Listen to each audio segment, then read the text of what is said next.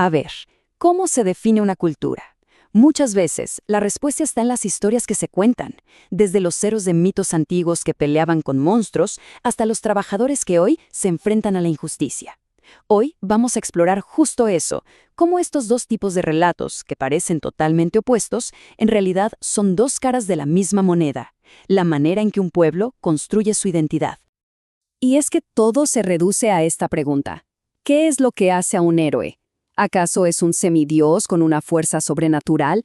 ¿O es una persona cualquiera que se levanta contra un sistema con lo único que tiene, su dignidad? La respuesta a esta pregunta, créanme, dice muchísimo sobre una sociedad. Fíjense en esto. A la izquierda tenemos la épica clásica en su máxima expresión, ¿no? Un héroe sacado de una leyenda. A la derecha, una escena completamente distinta. Un trabajador, sin nombre, en medio de una plantación. Uno lucha contra bestias mitológicas, el otro contra la explotación. Parecen dos mundos aparte, dos batallas que no tienen nada que ver. Y sin embargo, lo que vamos a ver es que ambos son el centro de su propia gran historia épica. Muy bien, vamos a meternos de lleno. Para entender al héroe de hoy, al héroe moderno, primero hay que viajar al pasado. Hay que entender de dónde viene. Y todo empieza con el canto del héroe clásico, con ese género que fue capaz de dar forma a civilizaciones enteras.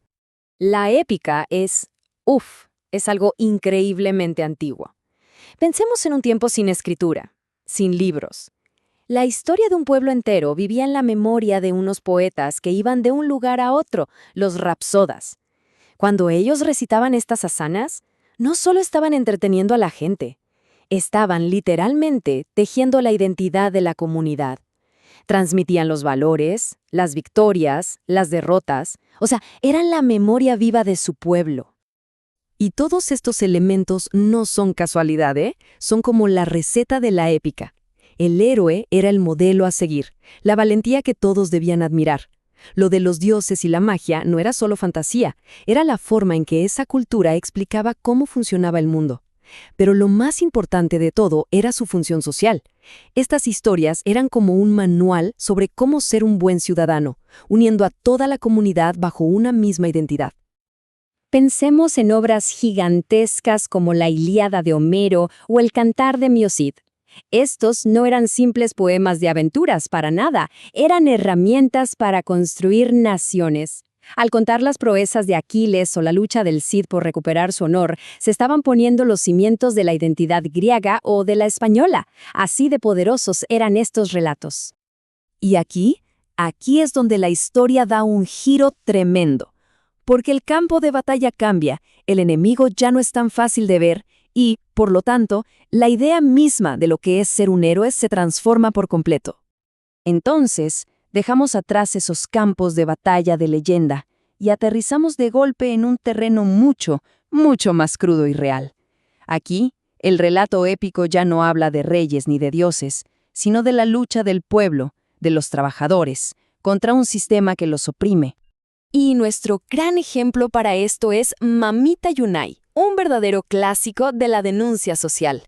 Esta obra es un puñetazo sobre la mesa, una exposición brutal de la explotación en las bananeras.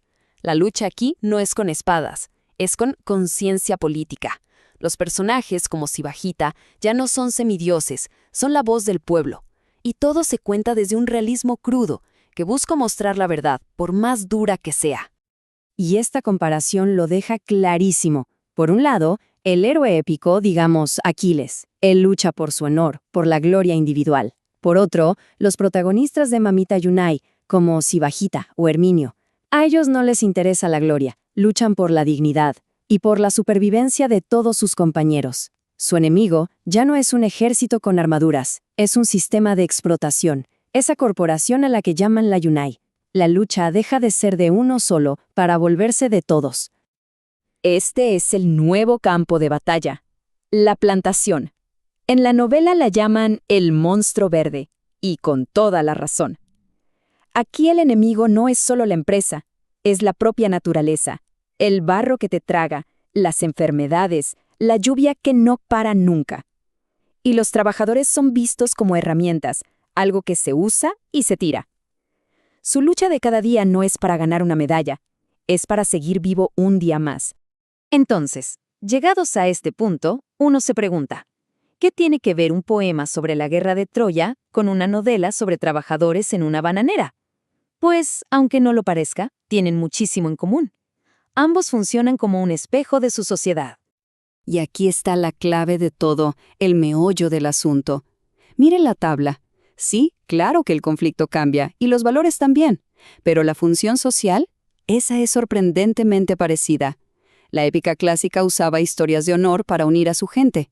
La épica social usa historias de solidaridad para unir a la suya. Ambas, a su manera, son un espejo que refleja y a la vez moldea a la sociedad de su tiempo.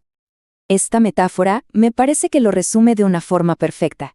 Da igual si la historia es sobre un héroe griego o sobre un trabajador bananero. Esos relatos son los cimientos de una cultura. Definen lo que esa sociedad valora, a qué le tiene miedo y por lo que está dispuesta a luchar. Son la base sobre la que se construye lo que somos. Y todo esto nos deja con una pregunta final, una para pensar. En un mundo bombardeado de narrativas por todos lados, desde las series y películas hasta las noticias y las redes sociales, ¿cuáles son las grandes historias que estamos contando sobre nosotros mismos? ¿Quiénes son nuestros héroes de hoy y qué batallas están librando? Quizá, solo quizá, la respuesta a esa pregunta es lo que mejor define quiénes somos ahora mismo.